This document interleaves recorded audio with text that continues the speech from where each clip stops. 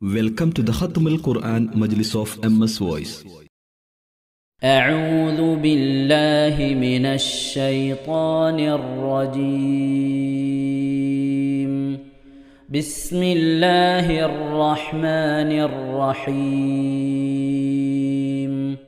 إن الذين آمنوا والذين هادوا والنصارى والصابئين من آمن بالله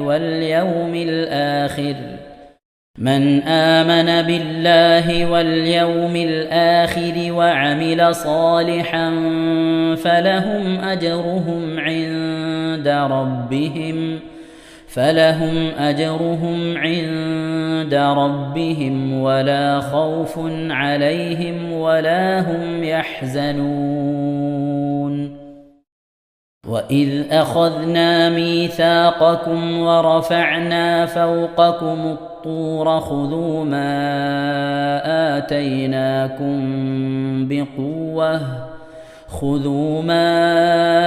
آتيناكم بقوة واذكروا ما فيه لعلكم تتقون. ثم توليتم من بعد ذلك فلولا فضل الله عليكم ورحمته لكنتم من الخاسرين. ولقد علمتم الذين اعتدوا منكم في السبت فقلنا لهم كونوا قردة خاسئين فجعلناها نكالا لما بين يديها وما خلفها وموعظة للمتقين. وإذ قال موسى لقومه إن الله يأمركم أن تذبحوا بقرة قالوا أتتخذنا هزوا قال أعوذ بالله أن أكون من الجاهلين. قالوا ادع لنا ربك يبين لنا ما هي قال إنه يقول إنها بقرة لا فارض ولا بكر عوان بين ذلك فافعلوا ما تؤمرون. قالوا ادع لنا ربك يبين لنا ما لونها قال إنه يقول إنها بقرة صفراء فاقع لونها تسر الناظرين. قالوا ادع لنا ربك يبين لنا ما هي إن البقرة شابه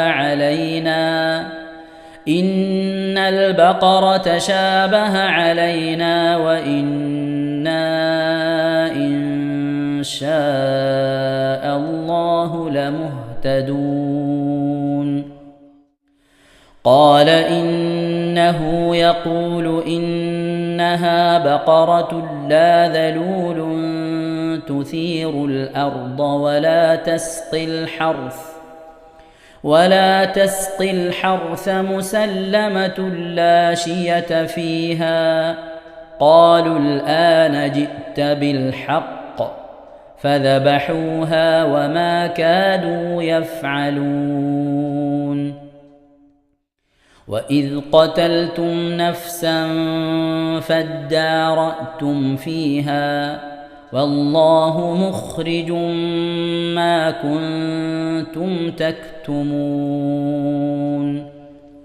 فقلنا اضربوه ببعضها كذلك يحيي الله الموتى ويريكم آياته لعلكم تعقلون. ثم قست قلوبكم من بعد ذلك فهي كالحجارة أو أشد قسوة وإن من الحجارة لما يتفجر منه الأنهار وإن منها لما يشقق فيخرج منه الماء وإن منها لما يهبط من خشية الله وما الله بغافل عما تعملون أفتطمعون أن يؤمنوا لكم وقد كان فريق منهم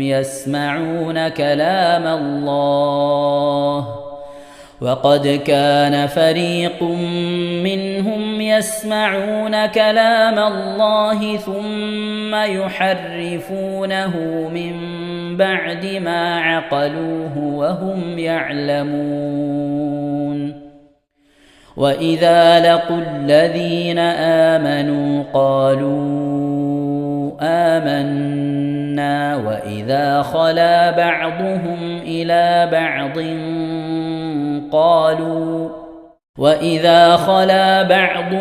إلى بعض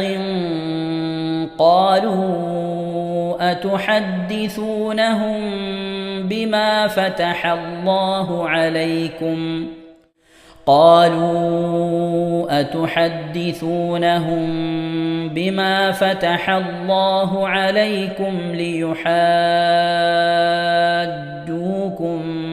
به عند ربكم أفلا تعقلون صدق الله العظيم. ഇൻഷാ അല്ലാഹ് പ്രിയമുള്ള മുഅ്മിനീങ്ങളെ, ഇനി നമുക്ക് അൽ കഹ്ഫ് സൂറത്ത് പാരായണം ചെയ്യാം. أعوذ بالله من الشيطان الرجيم. بسم الله الرحمن الرحيم. الحمد لله الذي أنزل على عبده الكتاب ولم يجعل له عوجا قيما لينذر بأسا شديدا من لدنه ويبشر المؤمنين الذين يعملون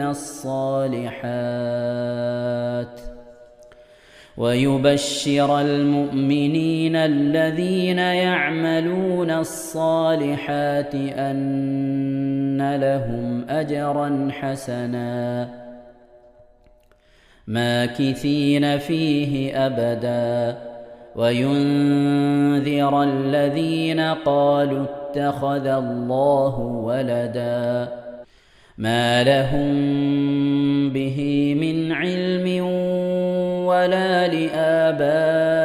لآبائهم كبرت كلمة تخرج من أفواههم إن يقولون إلا كذبا فلعلك باخع نفسك على آثارهم إن لم يؤمنوا بهذا الحديث أسفا إنا جعلنا ما على الأرض زينة لها لنبلوهم أيهم أحسن عملا وإنا لجاعلون ما عليها صعيدا جرزا أم حسبت أن أصحاب الكهف والرقيم كانوا من آياتنا عجبا إذ أوى الفتية إلى الكهف فقالوا ربنا آتنا من لدنك رحمة وهيئ لنا من أمرنا رشدا فضربنا على آذانهم في الكهف سنين عددا ثم بعثناهم لنعلم أي الحزبين أحصى لما لبثوا أمدا نحن نقص عليك نبأهم بالحق إنهم فتية آمنوا بربهم وزدناهم هدى وربطنا على قلوبهم إذ قاموا فقالوا ربنا رب السماوات والأرض لن ندعو من دونه إلها لقد قلنا إذا شططا هؤلاء قومنا اتخذوا من دونه آلهة لولا يأتون عليهم بسلطان بين فمن أظلم ممن افترى على الله كذبا وإذ اعتزلتموهم وما يعبدون إلا الله فأووا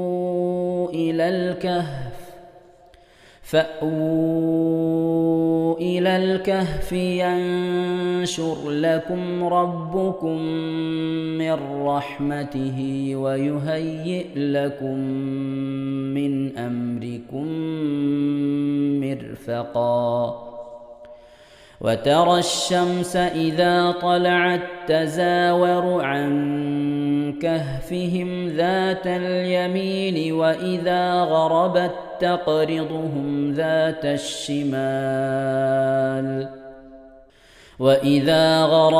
تقرضهم ذات الشمال وهم في فجوة منه ذلك من آيات الله من يهد الله فهو المهتد ومن يضلل فلن تجد له وليا مرشدا وتحسبهم أيقاظا وهم رقود ونقلبهم ذات اليمين وذات الشمال وكلبهم باسط ذراعيه بالوصيد لو اطلعت عليهم لوليت منهم فرارا ولملئت منهم رعبا وكذلك بعثناهم ليتساءلوا بينهم قال قائل منهم كم لبثتم قالوا لبثنا يوما أو بعض يوم قالوا ربكم أعلم بما لبثتم فابعثوا أحدكم بورقكم هذه إلى المدينة فلينظر أيها أزكى طعاما فليأتكم برزق منه وليتلطف ولا يشعرن بكم أحدا إنهم إن يظهروا عليكم يرجموكم أو يعيدوكم في ملتهم ولن تفلحوا إذن أبدا وكذلك أعثرنا عليهم ليعلموا أن وعد الله حق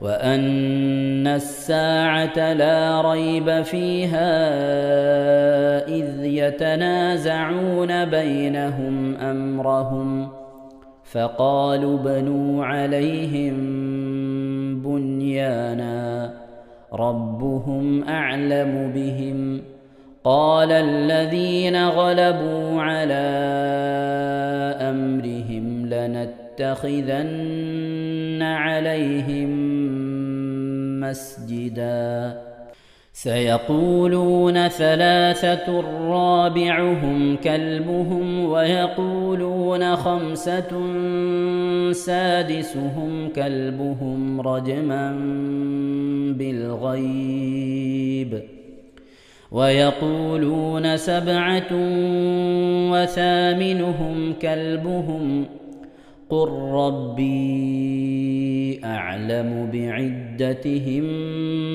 ما يعلمهم إلا قليل فلا تمار فيهم إلا مراء ظاهرا ولا تستفت فيهم منهم أحدا ولا تقولن لشيء إني فاعل ذلك غدا إلا أن يشاء الله واذكر ربك إذا نسيت وقل عسى أن يهديني ربي لأقرب من هذا رشدا ولبثوا في كهفهم 300 سنين وازدادوا 9 قل الله أعلم بما لبثوا له غيب السماوات والأرض أبصر به وأسمع ما لهم من دونه من ولي ولا يشرك في حكمه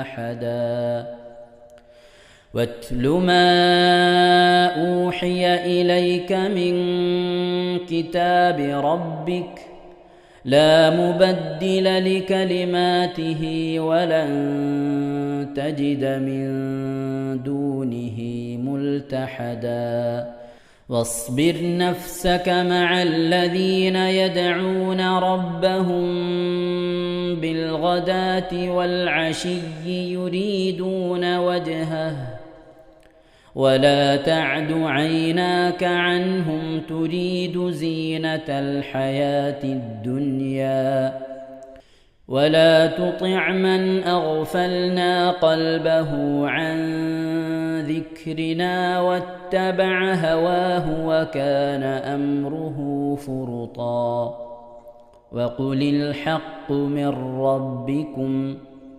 فمن شاء فليؤمن ومن شاء فليكفر إنا أعتدنا للظالمين نارا أحاط بهم سرادقها وإن يستغيثوا يغاثوا بماء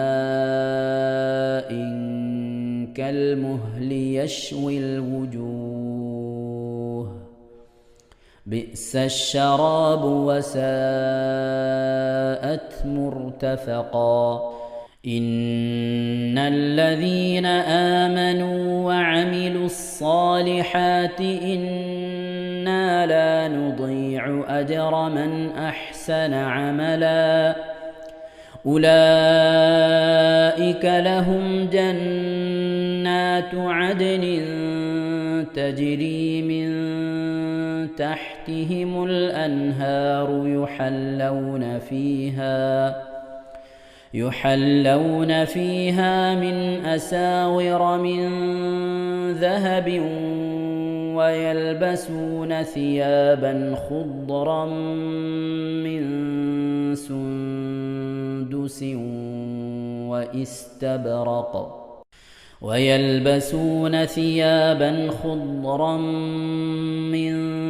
سندس واستبرق متكئين فيها على الأرائك نعم الثواب وحسنت مرتفقا. واضرب لهم مثل الرجلين جعلنا لأحدهما جنتين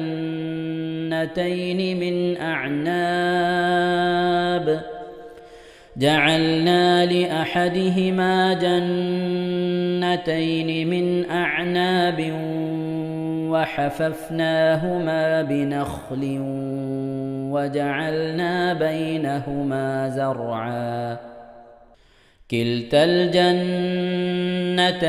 آتت أكلها ولم تظلم منه شيئا وفجرنا خلالهما نهرا. وكان له ثمر فقال لصاحبه وهو يحاوره أنا أكثر منك مالا وأعز نفرا. ودخل جنته وهو ظالم لنفسه قال ما أظن أن تبيد هذه أبدا وما أظن الساعة قائمة ولئن رددت إلى ربي لأجدن خيرا منها منقلبا. قال له صاحبه وهو يحاوره أكفرت بالذي خلقك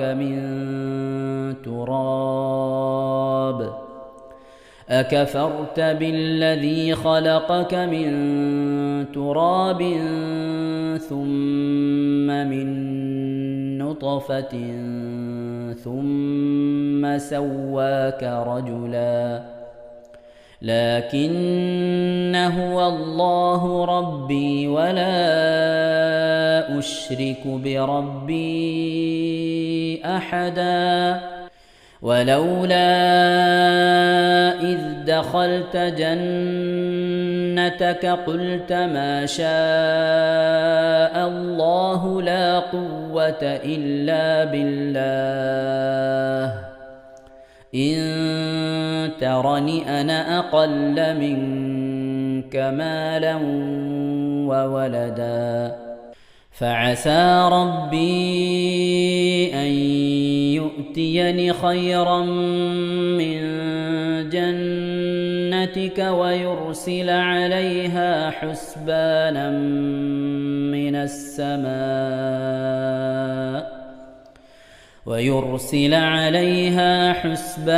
من السماء فتصبح صعيدا زلقا أو يصبح ماؤها غورا فلن تستطيع له طلبا. وأحيط بثمره فأصبح يقلب كفيه على ما أنفق فيها وهي خاوية على عروشها ويقول يا ليتني لم أشرك بربي أحدا. ولم تكن له فئة ينصرونه من دون الله وما كان منتصرا. هنالك الولاية لله الحق هو خير ثوابا وخير عقبا. واضرب لهم مثل الحياة الدنيا كماء إن أنزلناه من السماء فاختلط به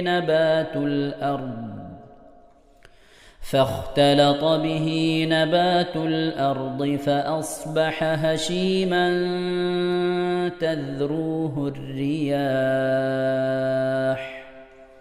وكان الله على كل شيء مقتدرا.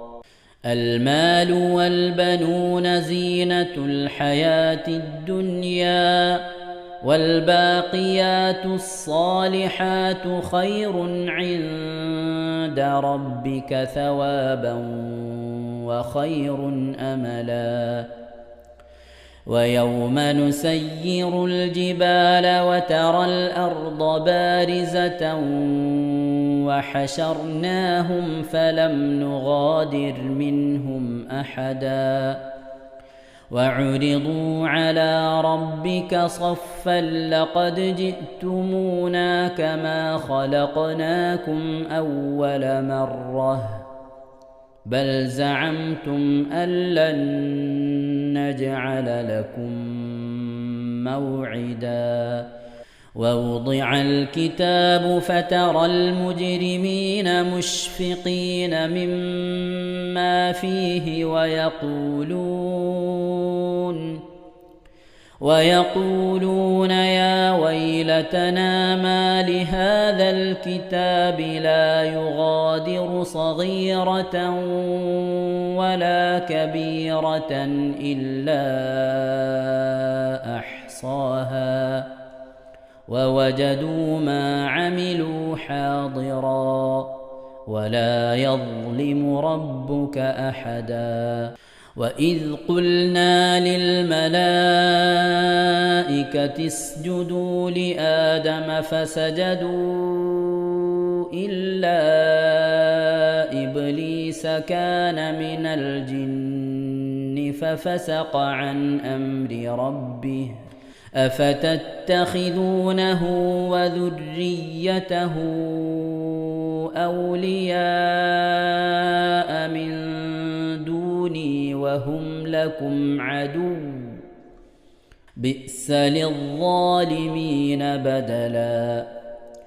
ما أشهدتهم خلق السماوات والأرض ولا خلق أنفسهم وما كنت متخذ المضلين عضدا.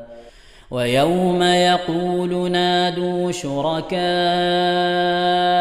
الذين زعمتم فدعوهم فلم يستجيبوا لهم وجعلنا بينهم موبقا.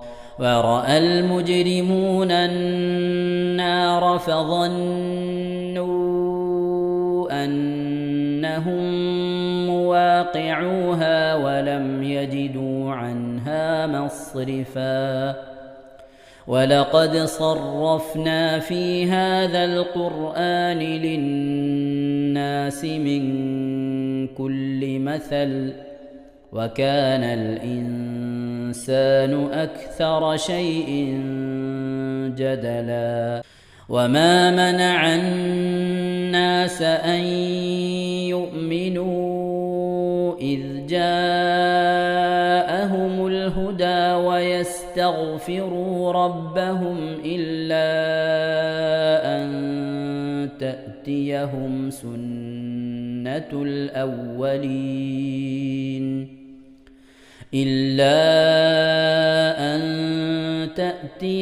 سنة الأولين أو يأتيهم العذاب قبلا. وما نرسل المرسلين إلا مبشرين ومنذرين ويجادل الذين كفروا بالباطل ليدحضوا به الحق واتخذوا آياتي وما أنذروا هزوا. ومن أظلم ممن ذكر بآيات ربه فأعرض عنها ونسي ما قدمت يداه إنا جعلنا على قلوبهم أكنة أن يفقهوه وفي آذانهم وقرا وإن تدعهم إلى الهدى فلن يهتدوا إذن أبدا وربك الغفور ذو الرحمة لو يؤاخذهم بما كسبوا لعجل لهم العذاب بل لهم موعد لن يجدوا من دونه موئلا وتلك القرى أهلكناهم لما ظلموا وجعلنا لمهلكهم موعدا وإذ قال موسى لفتاه لا أبرح حتى أبلغ مجمع البحرين أو أمضي حقبا فلما بلغا مجمع بينهما نسيا حوتهما فاتخذ سبيله في البحر سربا فلما جاوزا قال لفتاه آتنا غداءنا لقد لقينا من سفرنا هذا نصبا قال أرأيت إذ أوينا إلى الصخرة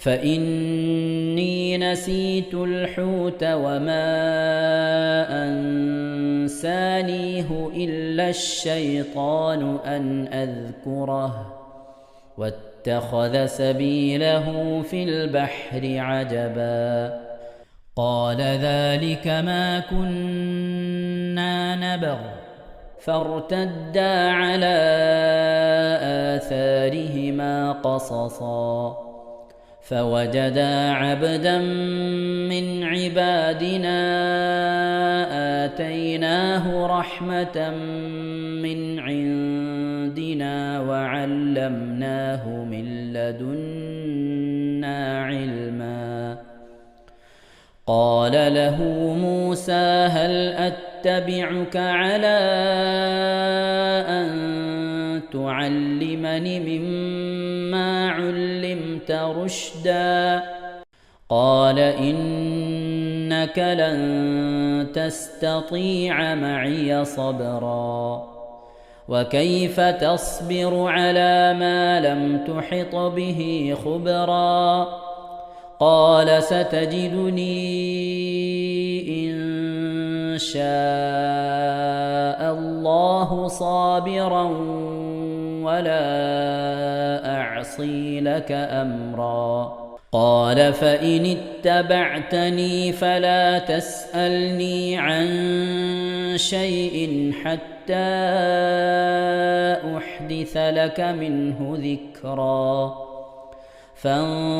فانطلقا حتى إذا ركبا في السفينة خرقها قال أخرقتها لتغرق أهلها لقد جئت شيئا إمرا قال ألم أقل إنك لن تستطيع معي صبرا قال لا تؤاخذني بما نسيت ولا ترهقني من أمري عسرا فانطلقا حتى إذا لقيا غلاما فقتله قال أقتلت نفسا زكية بغير نفس قال أقتلت نفسا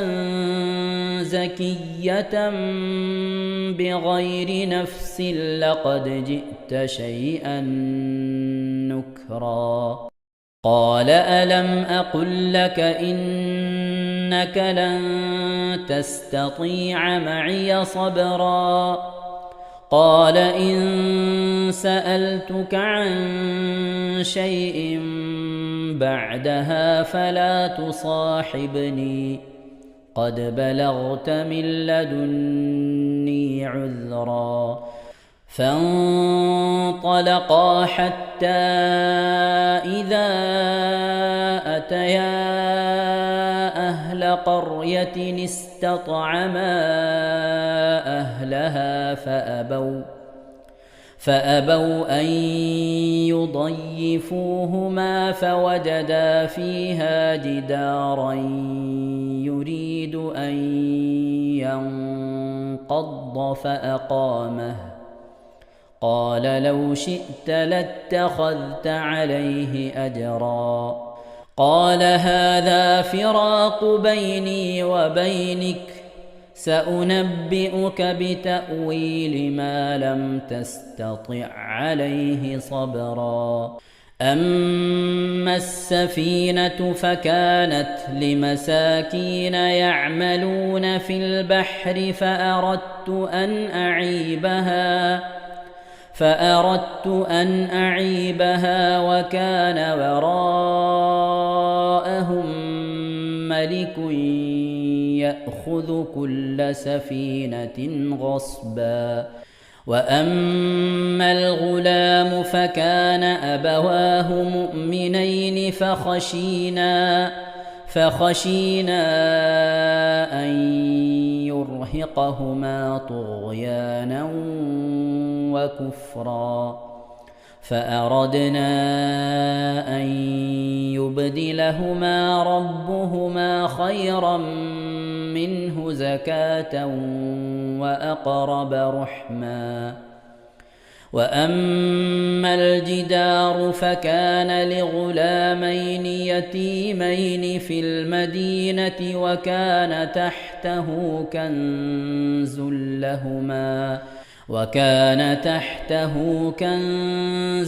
لهما وكان أبوهما صالحا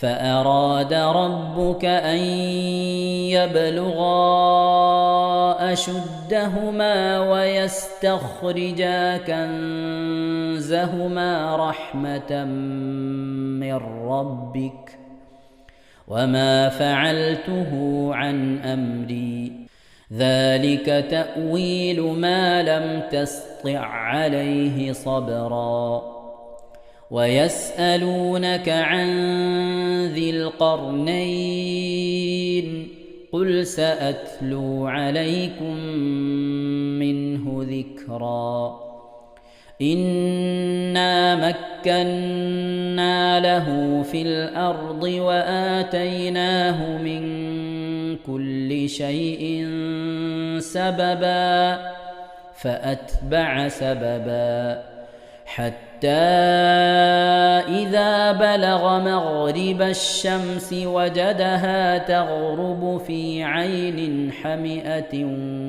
ووجد عندها قوما قلنا يا ذا القرنين إما أن تعذب وإما أن تتخذ فيهم حسنا قال أما من ظلم فسوف نعذبه ثم يرد إلى ربه فيعذبه عذابا نكرا وأما من آمن وعمل صالحا فله جزاء الحسنى وسنقول له من أمرنا يسرا ثم أتبع سببا حتى إذا بلغ مطلع الشمس وجدها تطلع على قوم لم نجعل لهم من دونها سترا كذلك وقد أحطنا بما لديه خبرا ثم أتبع سببا حتى إذا بلغ بين السدين وجد من دونهما قوما لا يكادون يفقهون قولا قالوا يا ذا القرنين إن يأجوج ومأجوج مفسدون في الأرض فهل نجعل لك خرجا على أن تجعل بيننا وبينهم سدا قال ما مكني فيه ربي خير فأعينوني بقوة أجعل بينكم وبينهم ردما آتوني زبر الحديد حتى إذا ساوى بين الصدفين قال انفخوا حتى إذا جعله نارا قال آتوني أفرغ عليه قطرا فما استطاعوا أن يظهروه وما استطاعوا له نقبا قال هذا رحمة من ربي فإذا جاء وعد ربي جعله دكاء وكان وعد ربي حقا وتركنا بعضهم يومئذ يموج في بعض ونفخ في الصور فجمعناهم جمعا وعرضنا جهنم يومئذ للكافرين عرضا الذين كانت أعينهم في غطاء عن ذكري وكانوا لا يستطيعون سمعا أفحسب الذين كفروا أن يتخذوا عبادي من دوني أولياء إنا أعتدنا جهنم للكافرين نزلا قل هل ننبئكم بالأخسرين أعمالا الذين ضل سعيهم في الحياة الدنيا وهم يحسبون أنهم يحسنون صنعا أولئك الذين كفروا بآيات ربهم ولقائه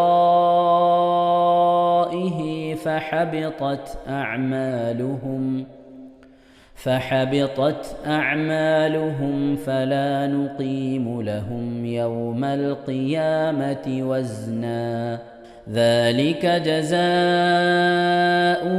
جهنم بما كفروا واتخذوا آياتي ورسلي هزوا إن الذين آمنوا وعملوا الصالحات كانت لهم جنات الفردوس نزلا خالدين فيها لا يبغون عنها حولا قل لو كان البحر مدادا لكلمات ربي لنفد البحر قبل أن تنفد كلمات ربي ولو جئنا بمثله مددا قل إنما أنا بشر مثلكم يوحى إلي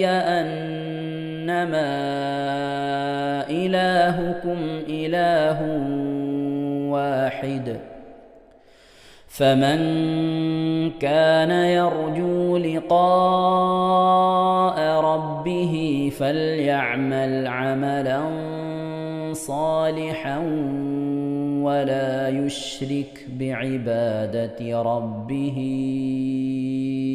أحدا صدق الله العظيم. ഇൻഷാ അല്ലാഹ് പ്രിയമുള്ള മുഅ്മിനീങ്ങളെ, ഇനി സൂറത്തു സജദയാണ് നാം ഓതാൻ പോകുന്നത്. എല്ലാവരും സൂറത്തു സജദ എടുത്ത് സാവധാനം മുസ്ഹഫിൽ നോക്കി ഉസ്താദിന്റെ കൂടെ റാഹത്തായിട്ട് ഓതുക ഇൻഷാ അല്ലാഹ്. أعوذ بالله من الشيطان الرجيم. بسم الله الرحمن الرحيم. ألف لام ميم.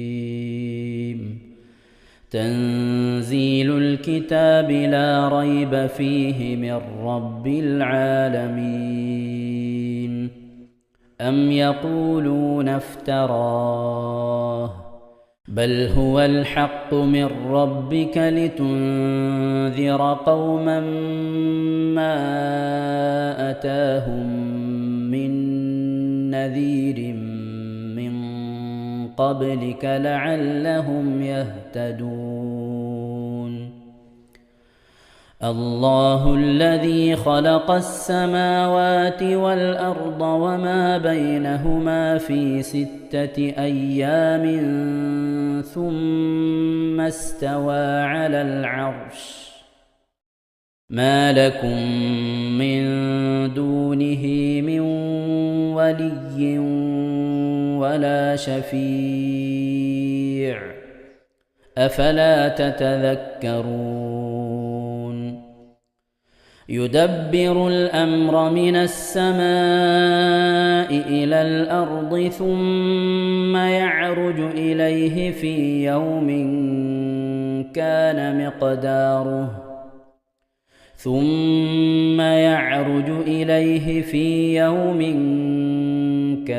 مقداره 1000 سنة مما تعدون.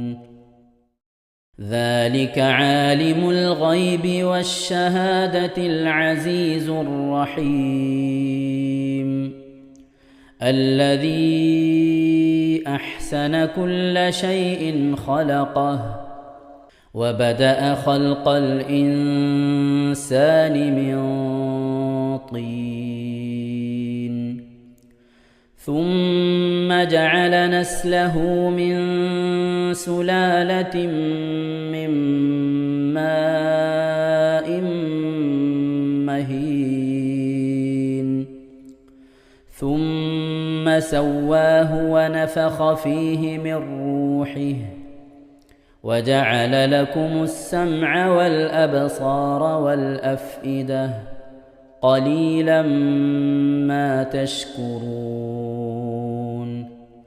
وقالوا أإذا ضللنا في الأرض أإنا لفي خلق جديد بل هم بلقاء ربهم كافرون. قل يتوفاكم ملك الموت الذي وكل بكم ثم إلى ربكم ترجعون.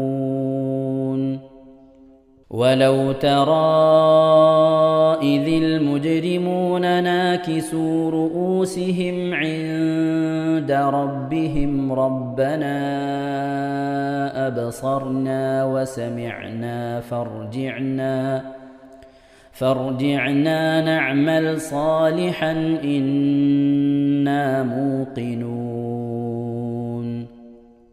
ولو شئنا لآتينا كل نفس هداها ولكن حق القول مني لأملأن جهنم من الجنة والناس أجمعين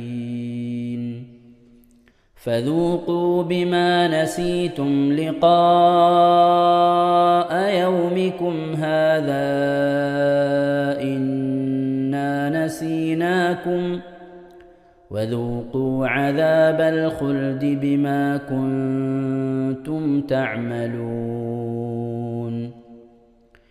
إنما يؤمن بآياتنا الذين إذا ذكروا بها خروا سجدا وسبحوا بحمد ربهم وهم لا يستكبرون.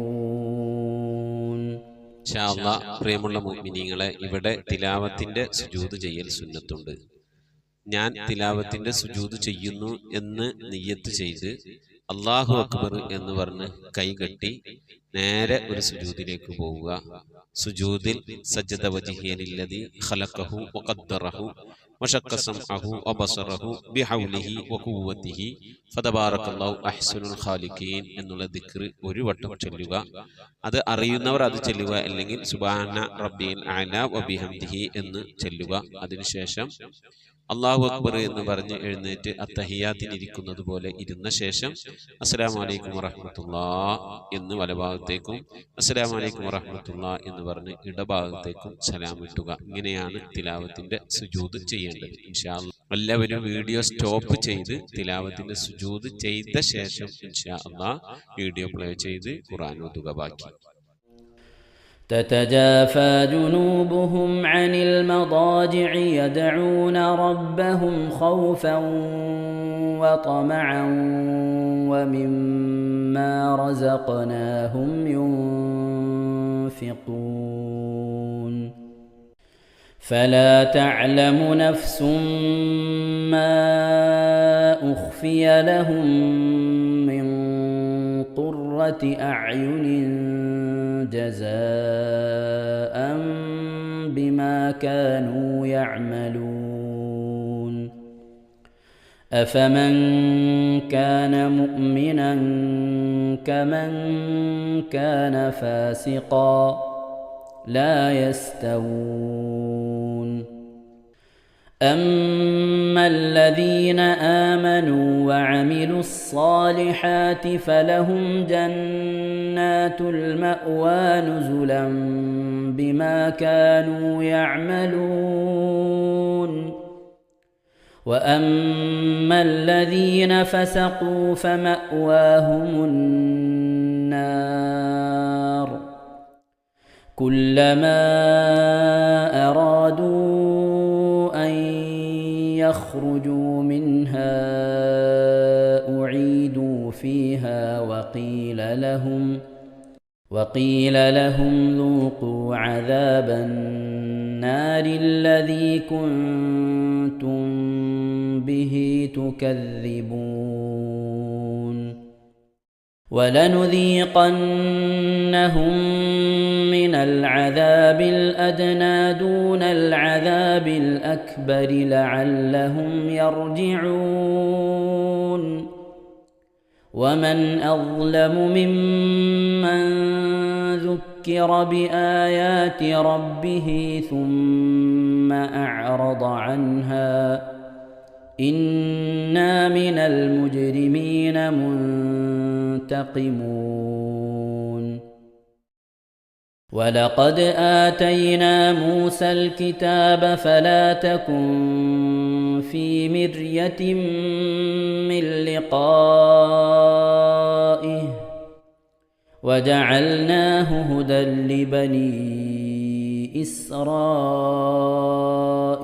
إسرائيل وجعلنا منهم أئمة يهدون بأمرنا لما صبروا وكانوا بآياتنا يوقنون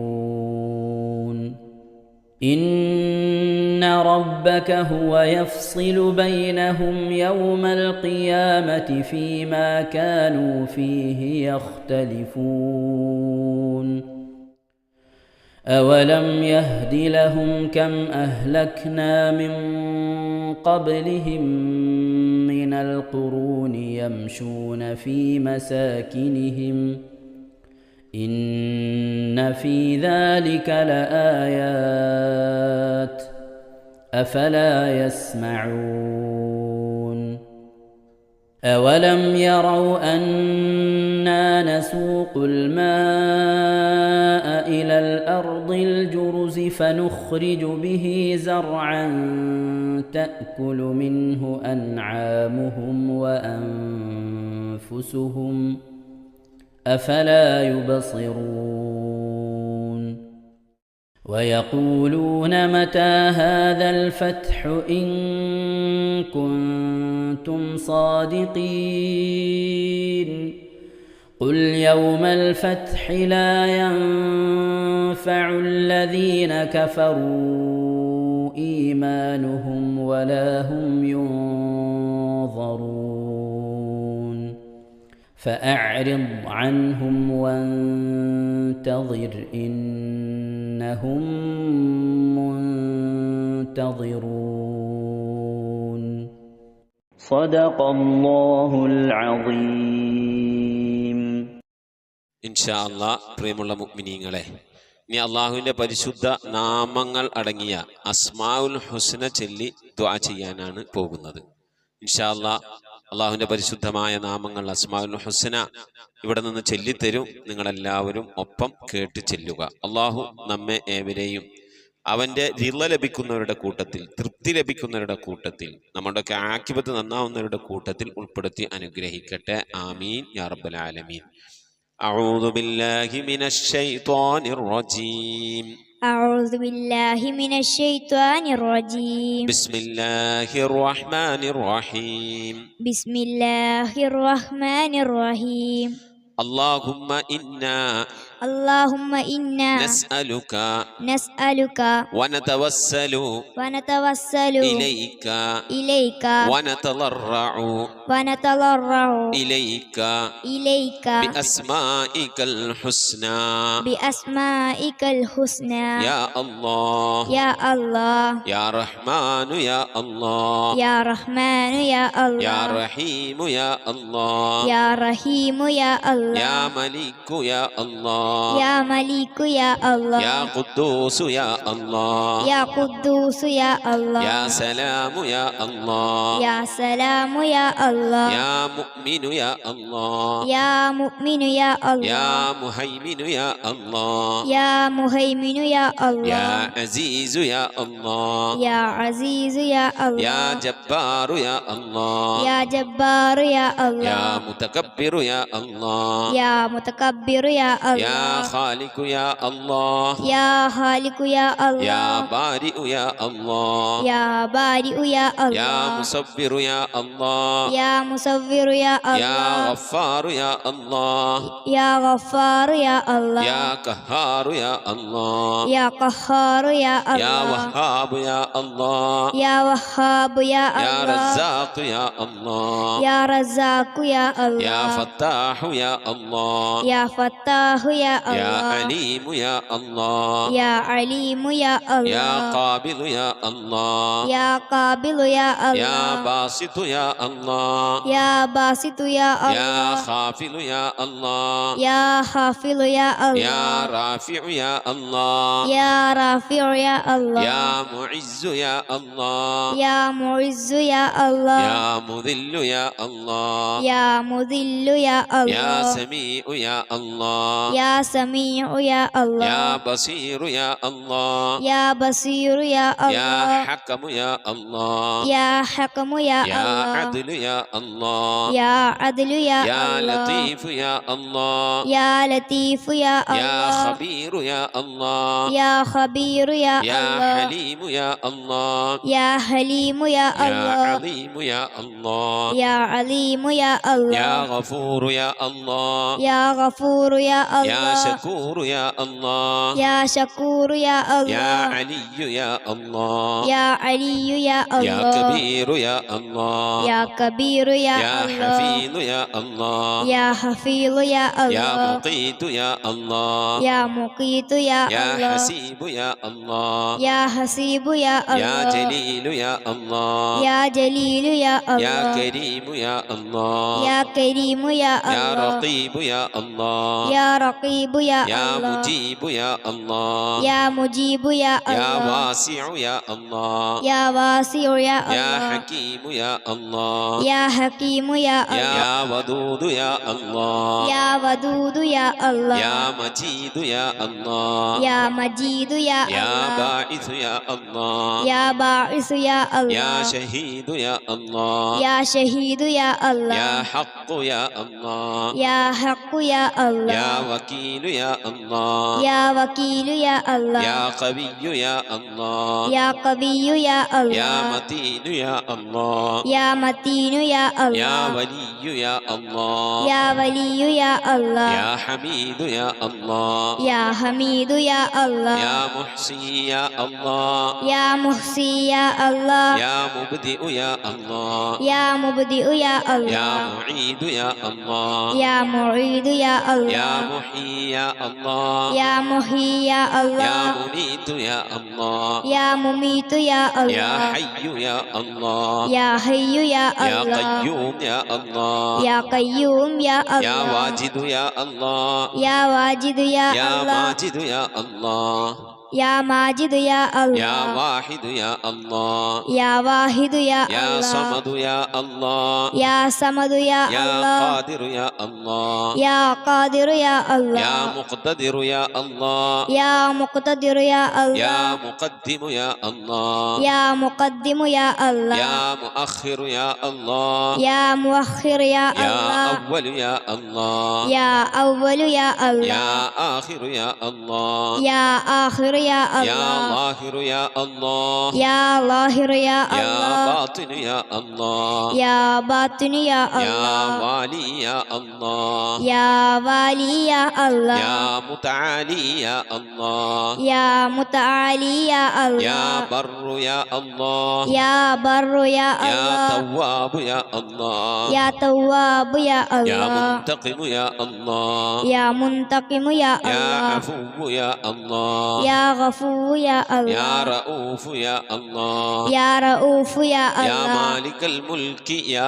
الله يا مالك الملك يا الله يا ذا الجلال والإكرام يا الله يا ذا الجلال والإكرام يا يا الله مقسط يا الله يا مقسط يا الله يا جامع يا الله يا جامع يا الله يا غني يا الله يا غني يا يا الله مغني يا الله يا مغني يا الله يا مانع يا الله يا مانع يا يا الله ضار يا الله يا ضار يا الله يا نافع يا الله يا نافع يا الله يا نور يا الله يا نور يا يا الله هادي يا الله يا هادي يا يا الله بديع يا الله يا بديع يا يا الله باقي يا الله يا باقي يا يا الله وارث يا الله يا وارث يا يا الله رشيد يا الله يا رشيد يا يا الله صبور يا الله يا صبور يا الله എല്ലാവരും ആമീൻ പറയുക.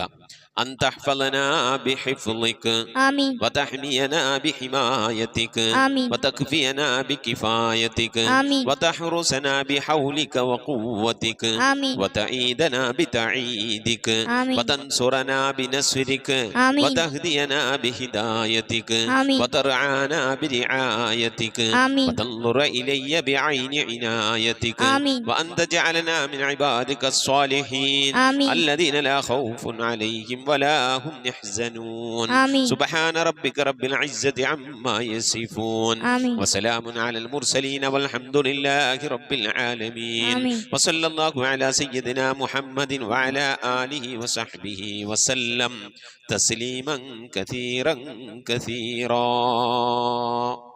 ഇൻഷാ അല്ലാഹ്. പ്രിയമുള്ള മുഅ്മിനീങ്ങളെ, ഇനി സലാം ബൈത്തിൽ നിന്ന് അല്പം നമുക്ക് ചൊല്ലാം. ബിസ്മില്ലാഹിർ റഹ്മാനിർ റഹീം.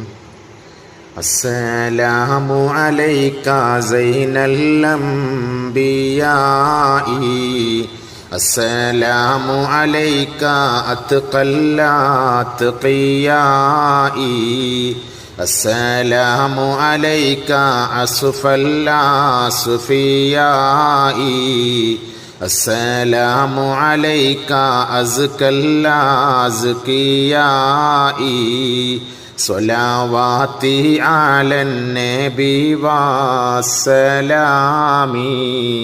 വഹുവ ഖൈറുൽ അനാമി ബദ്റു തമാമി, അസ്സലാമു അലൈക മിൻ റബ്ബിസ് സമാഇ, അസ്സലാമു അലൈക ദാമ ബിലൻഖിളാഇ,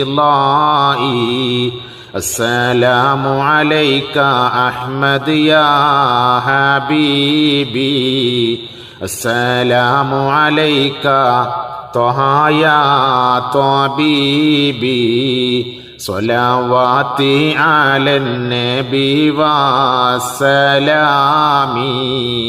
വഹുവ ഖൈറുൽ അനാമി ബദ്റു തമാമി, അസ്സലാമു അലൈക അഹ്മദ് യാ മുഹമ്മദ്, അസ്സലാമു അലൈക ത്വഹ യാ മുമജ്ജദ്, അസ്സലാമു അലൈക യാ കഹ്ഫൻ വമഖ്സാദ്, അസ്സലാമു അലൈക യാ ഹുസ്നൻ തഫറദ്, സ്വലാവാതി അലൻ നബി വസ്സലാമി,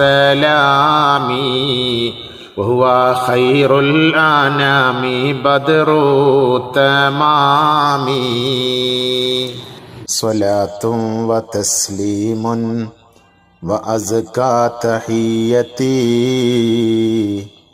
അലൽ മുസ്തഫ സ്വല്ലു അലൈഹി വസല്ലിമു, വസല്ലി അലാ ജമീഇൽ അംബിയാഇ വൽ മുർസലീൻ വൽഹംദുലില്ലാഹി റബ്ബിൽ ആലമീൻ. ആമീൻ. ഇൻഷാ അല്ലാഹ് പ്രിയമുള്ള മുഅ്മിനീങ്ങളെ, നമ്മുടെ സ്വലാത്ത് ദിക്ർ മജ്ലിസിലേക്ക് പ്രവേശിക്കാം. എല്ലാവരും മനസ്സറിഞ്ഞ ഹബീബായ പ്രവാചകൻ സല്ലല്ലാഹു അലൈഹി വസല്ലം തങ്ങളെ മനസ്സിൽ കരുതിക്കൊണ്ട് ആ ഹബീബിന്റെ റൗളയിലേക്ക് എത്തണം. മഖ്ബൂലും മബ്റൂറുമായ ഹജ്ജും ഉംറയും മർളിയായ സിയാറത്തൊക്കെ ചെയ്യാനുള്ള അവസരം ഉണ്ടാകണം. ഹബീബിനെ സ്വപ്നത്തിൽ കാണണം, ഹബീബിന്റെ ആ ദർശനം നമുക്കുണ്ടാകണം എന്നുള്ള ആ നിയ്യത്ത്, നല്ല നിയ്യത്ത് വെച്ചുകൊണ്ട് ഇൻഷാ അല്ലാഹ് 11 സ്വലാത്ത് ചൊല്ലാം. اللهم صل على محمد وعلى آل محمد كما صليت على إبراهيم وعلى آل إبراهيم إنك حميد مجيد. اللهم صل على محمد وعلى آل محمد كما صليت على إبراهيم وعلى آل إبراهيم إنك حميد مجيد. اللهم صل على محمد وعلى آل محمد كما صليت على إبراهيم وعلى آل إبراهيم إنك حميد مجيد. اللهم صل على محمد وعلى آل محمد كما صليت على إبراهيم وعلى آل إبراهيم إنك حميد مجيد. اللهم صل على محمد وعلى آل محمد كما صليت على إبراهيم وعلى آل إبراهيم إنك حميد مجيد. اللهم صل على محمد وعلى آل محمد كما صليت على إبراهيم وعلى آل إبراهيم إنك حميد مجيد. اللهم صل على محمد وعلى آل محمد كما صليت على إبراهيم وعلى آل إبراهيم إنك حميد مجيد. اللهم صل على محمد وعلى آل محمد كما صليت على إبراهيم وعلى آل إبراهيم إنك حميد مجيد. اللهم صل على محمد وعلى آل محمد كما صليت على إبراهيم وعلى آل إبراهيم إنك حميد مجيد. اللهم صل على محمد وعلى آل محمد كما صليت على إبراهيم وعلى آل إبراهيم إنك حميد مجيد. اللهم صل على محمد وعلى آل محمد كما صليت على إبراهيم وعلى آل إبراهيم إنك حميد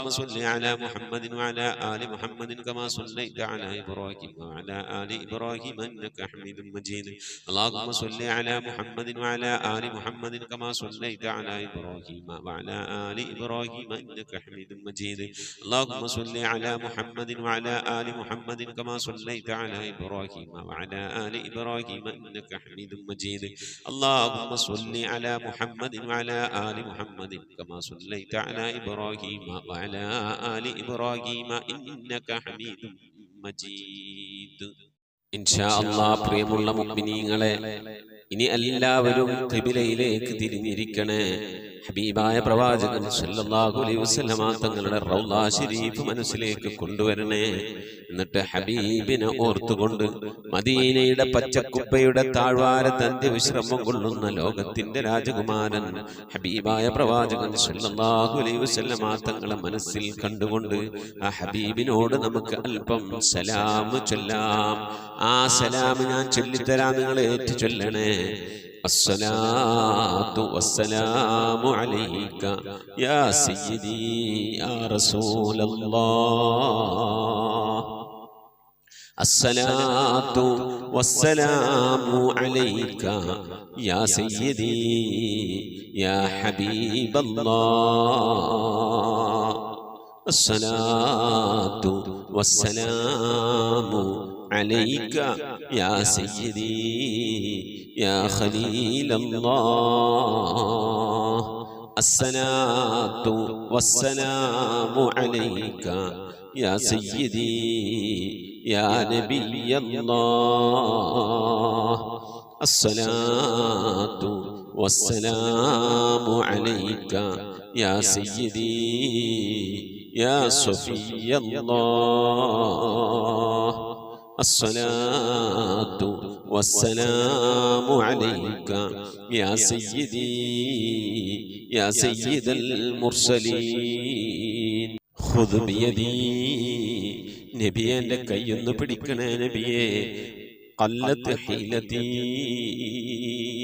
രക്ഷപ്പെടാനുള്ള എൻ്റെ തന്ത്രങ്ങളൊക്കെ കുറവാണ് നബിയെ ഇബാദത്തുകൾ കുറവാണ് നബിയെ എല്ലാം കുറവാണ് നബിയെ അതുകൊണ്ട് എൻ്റെ കൈയൊന്ന് പിടിക്കണേ നബിയെ അതിരിക്കിനി എന്നെ എത്തിക്കണേ നബിയെ മുറാദി എൻ്റെ മുറാദിലേക്ക് അതിരിക്കിനി മുറാദി യാ റസൂലല്ലാഹ് അല്ലാഹുവിൻ്റെ ദൂതനെ എൻ്റെ മുറാദിലേക്ക് എൻ്റെ ഉദ്ദേശത്തിലേക്ക് എൻ്റെ കൈ പിടിച്ചൊന്ന് എത്തിക്കണേ എൻ്റെ മുറാദ് അല്ലാഹുവിനെ കാണലാണ് എൻ്റെ മുറാദ് അല്ലാഹുവിനെ കാണലാണ് ഹബീബിനെ കാണലാണ് സ്വർഗ്ഗലോകത്ത് ഒരുമിച്ച് കൂടലാണ് അതിനുള്ള തന്ത്രങ്ങൾ അതിനുള്ള പ്രവർത്തനങ്ങളൊക്കെ എൻ്റെ കയ്യിൽ കുറവാണ് നബിയെ ആയതുകൊണ്ട് എൻ്റെ കൈയൊന്ന് പിടിച്ച് എന്നൊന്ന് രക്ഷപ്പെടുത്തണേ നബിയേ ചൊല്ലിക്കോണി ഖുദ് ബിയദീ ഖല്ലത്ത് ഹീലതീ അദ്രികിനി മുറാദി യാ റസൂലല്ലാഹ് ഖുദ് ബിയദീ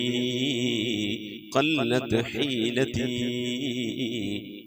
أدركني مرادي يا رسول الله خذ بيدي قلت حيلتي أدركني مرادي يا رسول الله അള്ളാഹുവിനെ സ്വീകരിക്കണേ എന്നാ അള്ളാഹുവിനെ കബൂലാക്കണേ എന്നാ ഹബീബിന്റെ പേരിൽ ഞങ്ങൾ ചൊല്ലിയതായ മദ്ഹ് സ്വീകരിക്കണേ എന്നാ ഹബീബായ പ്രവാചകന്റെ മേലിൽ ഞങ്ങൾ ചൊല്ലിയ സ്വലാത്ത് സ്വീകരിക്കണേ എന്നാ ഹബീബിന്റെ റൗദയിലേക്ക് ഞങ്ങൾ ചൊല്ലിയ സലാമുകൾ അവിടത്തേക്ക് എത്തിച്ചു നൽകണേ അല്ലാ അള്ളാഹു ഹബീബിന്റെ ശഫാഅത്ത് ലഭിക്കുന്നവരുടെ കൂട്ടത്തിൽ ഞങ്ങളെ ഉൾപ്പെടുത്തണേ എന്നാ ഹബീബിന്റെ തൃക്കരങ്ങളിൽ നിന്ന് ഹൗദുൽ കൗസർ വാങ്ങി കുടിക്കാനുള്ള ഭാഗ്യം നൽകുന്നവരുടെ കൂട്ടത്തിൽ ഉൾപ്പെടുത്തണേ എന്നാ ഹബീബിന്റെ പേരിൽ ധാരാളം സ്വലാത്ത് ചെല്ലാനുള്ള മനസ്സ് തൗഫീഖ് നൽകണേ എന്നാ ഹബീബ് പറഞ്ഞതനുസരിച്ച് ജീവിക്കാൻ അല്ലാഹു നീ തൗഫീഖ് നൽകണേ അല്ലാ അല്ലാഹുവേ മരിക്കുന്നതിന് മുമ്പ് ഹബീബിനൊന്ന് കാണാനുള്ള ഭാഗ്യം നൽകണേ എന്നാ മതിവരോളം ഹബീബിന്റെ റൗദ സന്ദർശിക്കാനുള്ള ഭാഗ്യം നൽകണേ എന്നാ അല്ലാഹുവേ റഹ്മാൻ റഹ്മാനായ റബ്ബേ, മനസ്സറിഞ്ഞുകൊണ്ട് സലാത്ത് സലാം നബിയുടെ പേരിൽ ചെല്ലുന്നവർക്ക് നൽകുന്ന എല്ലാ ഗുണവും അനുഗ്രഹവും ഞങ്ങൾക്ക് നൽകണേ അല്ലാ. ഞങ്ങൾ ഈ മജ്‌ലിസിനെ കബൂലാക്കണേ അല്ലാ. ഖത്മ പൂർത്തിയാക്കാനുള്ള തൗഫീഖ് നൽകണേ അല്ലാ. ഞങ്ങളുടെ മുറാദുകളെ ഹസിലാക്കി നൽകണേ അല്ലാ. രോഗങ്ങൾക്ക് ശിഫ നൽകണേ അല്ലാ. ദുആ കൊണ്ട് വസിയ്യത്ത് ചെയ്തവരുടെ മുറാദുകൾ ഹസിലാക്കി നൽകണേ അല്ലാ. പ്രയാസങ്ങൾ വിഷമങ്ങളൊക്കെ നീക്കി റാഹത്തിലാക്കി നൽകണേ അല്ലാ. ആമീൻ ബിറഹ്മതിക യാ അർഹമർ റഹീമീൻ. അസ്സലാമു അലൈക്കും വറഹ്മത്തുള്ളാഹി വബറകാതുഹു. പ്രിയമുള്ള മുഅ്മിനീങ്ങളെ, എന്തൊക്കെയാണ് വിശേഷങ്ങൾ? എല്ലാവർക്കും സുഖം തന്നെയല്ലേ? അല്ലാഹു സുബ്ഹാനഹു വ തആല ഇഹത്തിലും പരത്തിലും നമുക്കൊക്കെ സുഖവും സന്തോഷമൊക്കെ നൽകി അനുഗ്രഹിക്കട്ടെ. പരിശുദ്ധ ഖുർആൻ്റെ അഹ്ലുകാരിൽ അല്ലാഹു നമ്മെ അവരെ ഉൾപ്പെടുത്തി അനുഗ്രഹിക്കട്ടെ. ആമീൻ യാ റബ്ബൽ ആലമീൻ. നമ്മുടെ പുതിയ ഖത്മ് തുടങ്ങിയിട്ട് 5 ദിവസമാകുന്നു. ആദ്യത്തെ വെള്ളിയാഴ്ചയാണ് നമ്മിലേക്ക് കടന്നു വന്നിരിക്കുന്നത്. അൽഹംദുലില്ലാഹ്, ഒരുപാട് ഉമ്മമാരും ഉപ്പമാരും സ്വലാത്തുകൾ ചൊല്ലി ദിക്റുകൾ ചൊല്ലി അറിയിച്ചിട്ടുണ്ട്. അള്ളാഹു അതൊക്കെ കബൂൽ ചെയ്യട്ടെ, സ്വീകരിക്കട്ടെ. ഈ ചൊല്ലിയ ദിക്റുകളുടെ സ്വലാത്തുകളൊക്കെ ബർക്കത്ത് കൊണ്ട് അള്ളാഹു നമ്മളുടെ രോഗങ്ങൾക്ക് ശിഫ നൽകി മുറാദുകളൊക്കെ ഹാസിലാക്കി പ്രയാസങ്ങളൊക്കെ നീക്കി നമ്മളെ ഈമാൻ സലാമത്തിലാക്കി തട്ടെ. ആമീൻ. റംല കാസർഗോഡ് 5000 സ്വലാത്ത് ചൊല്ലിയിട്ടുണ്ട്. അള്ളാഹു സ്വീകരിക്കട്ടെ, അർഹമായ പ്രതിഫലം ഇഹത്തിലും പരത്തിലും നൽകി അനുഗ്രഹിക്കട്ടെ. ആമീൻ. സുബൈറാൻ്റെ ഫാമിലി കൊല്ലം 45000 സ്വലാത്ത് ചൊല്ലിയിട്ടുണ്ട്. ആ സ്വലാത്ത് ചൊല്ലിയിരുന്ന ഒരു വല്യമ്മ എല്ലാ ആഴ്ചയിലും ദിക്റും സ്വലാത്തും ചൊല്ലിവിടുന്ന ഒരു ഫാമിലിയാണ്. ഒരു വല്യമ്മ 2 ദിവസം മുമ്പ് മരണപ്പെട്ടായിരുന്നു. അള്ളാഹു വല്യമാക്ക് മഗ്ഫിറത്ത് നൽകട്ടെ. നമ്മൾ ചൊല്ലിയ ദിക്റിൻ്റെ സ്വലാത്തിൻ്റെ ഒക്കെ മിഥില സവാബിനെ ആ വല്യമ്മയുടെ ഖബറിലേക്ക് അള്ളാഹു എത്തിച്ച് നൽകി അനുഗ്രഹിക്കട്ടെ. ആമീൻ. കൊച്ചുറാബിയ പുത്തഞ്ചിറ സ്വലാത്ത് 7200, ദിക്ർ 5600, ഇഖ്ലാസ് സൂറത്ത് 700, ഇസ്തിഗ്ഫാർ 3500. മരണപ്പെട്ട മാതാപിതാക്കൾക്കും മറ്റു കുടുംബാദികൾക്കൊക്കെ വേണ്ടി ദുആ ചെയ്തിട്ടുണ്ട്. അല്ലാഹു സുബ്ഹാനഹു വ തആല മരണപ്പെട്ടു പോയ എല്ലാവർക്കും മഗ്ഫിറത്ത് നൽകി അനുഗ്രഹിക്കട്ടെ, ഖബറൊക്കെ വിശാലമാക്കി കൊടുക്കട്ടെ. അവർ ചൊല്ലിയ ദിക്ർ സ്വീകരിക്കട്ടെ, അർഹമായ പ്രതിഫലം ഇഹത്തിലും പരത്തിലും നൽകി അനുഗ്രഹിക്കട്ടെ. ആമീൻ യാ റബ്ബൽ ആലമീൻ. സുബൈദ കോയ ചെറുവട്ടൂര് 1,00,000 സ്വലാത്ത്, അതുപോലെ 70,000 ദിക്ർ, 5000 ലാ ഹൗല വലാ ഖുവ, 10,000 ഇഖ്ലാസ് സൂറത്ത് യാസീനൊക്കെ ഓതിയിട്ടുണ്ട്. പ്രത്യേകം ദുആ ചെയ്തിട്ടുണ്ട്. അല്ലാഹു സുബ്ഹാനഹു വ തആല സ്വീകരിക്കട്ടെ, അർഹമായ പ്രതിഫലം ഇഹത്തിലും പരത്തിലും നൽകി അനുഗ്രഹിക്കട്ടെ. ആ വനിതാ വാട്സപ്പ് കൂട്ടായ്മയിലൂടെ ആരൊക്കെയാണോ ഈ ദിക്റുകളും സലാത്തുകളും മറ്റു ഖുർആൻ സൂറത്തുകളും ഒക്കെ ചൊല്ലുന്നത് ഓതുന്നത്, അള്ളാഹു അവരൊക്കെ സ്വീകരിക്കട്ടെ, അവരുടെ മുറാദ് ഹസിലാക്കി കൊടുക്കട്ടെ, രോഗങ്ങൾക്ക് ശിഫ നൽകി അനുഗ്രഹിക്കട്ടെ. പുണ്യപ്രവാചകൻ്റെ ശഫാഅത്ത് ലഭിക്കാൻ ഉതകുന്ന രീതിയിലുള്ള ഒരു മജ്‌ലിസായി അവർ ചൊല്ലുന്ന സലാത്തിനെയും നമ്മളീ ഒരുമിച്ച് കൂടിയ മജ്‌ലിസിനെ അള്ളാഹു കബൂൽ ചെയ്ത് അനുഗ്രഹിക്കട്ടെ. സുബൈദമ്മ കോയ അവരുടെ രോഗങ്ങൾ അള്ളാഹു ശിഫ നൽകി അനുഗ്രഹിക്കട്ടെ. അതുപോലെ അവരുടെ മകൻ്റെ ജോലിയിലൊക്കെ അള്ളാഹു ബർക്കത്ത് നൽകട്ടെ. ആമീൻ. ഐഷ കോടങ്ങാട് 34,000 സ്വലാത്ത് ചൊല്ലിയിട്ടുണ്ട്. അള്ളാഹു സുബ്ഹാനഹു വ തആല സ്വീകരിക്കട്ടെ, അർഹമായ പ്രതിഫലം ഇഹത്തിലും പരത്തിലും നൽകി അനുഗ്രഹിക്കട്ടെ. ആമീൻ. ഫാത്തിമ ബീവി കൊല്ലം 31,000 സ്വലാത്ത് ചൊല്ലിയിട്ടുണ്ട്. പ്രിയപ്പെട്ടവരുടെ മകൾക്ക് ചെറിയ അസുഖങ്ങളുണ്ട്. അള്ളാഹു ശിഫ നൽകി അനുഗ്രഹിക്കട്ടെ. ഈ സ്വലാത്ത് ചൊല്ലാൻ അവരുടെ കൂടെ കൂടിയത് 2-3-4 ആളുകൾ കൂടിയിട്ടാണ് സ്വലാത്ത് ചൊല്ലുന്നത്. അള്ളാഹു ആ ചൊല്ലി എല്ലാവരെയും കബൂലാക്കട്ടെ, അവരുടെ മുറാദുകളൊക്കെ ഹാസിലാക്കി ഇഹത്തിലും പരത്തിലും അർഹമായ പ്രതിഫലം അല്ലാഹു നൽകി അനുഗ്രഹിക്കട്ടെ. ആമീൻ. അതുപോലെ ചെറുവട്ടൂരിലുള്ള റംല അലിയാർ അവർ ഒരു ചെറിയ അവരുടെ ഒരു വാട്സപ്പ് കൂട്ടായ്മ ഉണ്ട്. അതിൽ 1,09,143 സ്വലാത്ത് ചൊല്ലിയിട്ടുണ്ട്. 90,000 ദിക്ർ ചൊല്ലിയിട്ടുണ്ട്.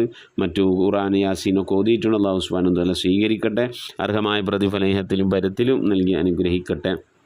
ആരൊക്കെയാണോ ആ സ്വലാത്ത് ചെല്ലാൻ അവരുടെ കൂടെ കൂടുന്നത്, ആ ചൊല്ലുന്നവരുടെയൊക്കെ മുറാദ് അല്ലാഹു ഹാസിലാക്കി ഇതിലൊക്കെ വിജയികൾ ഉൾപ്പെടുത്തി അനുഗ്രഹിക്കട്ടെ. പ്രത്യേകിച്ച് റംല ആലിയന്മാരുടെ അസുഖങ്ങൾക്കൊക്കെ ശിഫ നൽകി റംല എന്ന് പറയുന്ന പ്രിയപ്പെട്ട സഹോദരിയുടെ മുറാദുകൾ അല്ലാഹു ഹാസിലാക്കി കൊടുത്ത് മനസ്സിൽ പല ഉദ്ദേശങ്ങളുണ്ട്, ആ ഉദ്ദേശങ്ങളൊക്കെ അല്ലാഹു നിറവേറ്റി നൽകട്ടെ.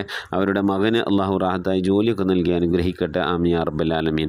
അതുപോലെ തന്നെ അവരുടെ ആങ്ങളയുടെ ഭാര്യ, പിന്നെ ഈ സ്വലാത്ത് ചെല്ലുന്ന ഗ്രൂപ്പിലുള്ള ഒരു സഹോദരിയാണ്. റംലമ്മാൻ്റെ ആങ്ങളയുടെ ഭാര്യയാണ്. വാൽവിന് കുറച്ച് പ്രശ്നമാണ്. വാൽവ് എടുത്ത് കളയണം, ഓപ്പറേഷൻ ചെയ്യണമെന്നൊക്കെയാണ് പറഞ്ഞിട്ടുള്ളത്. അള്ളാഹു സലാമത്ത് നൽകി അനുഗ്രഹിക്കട്ടെ, ഷിഫാ നൽകി അനുഗ്രഹിക്കട്ടെ.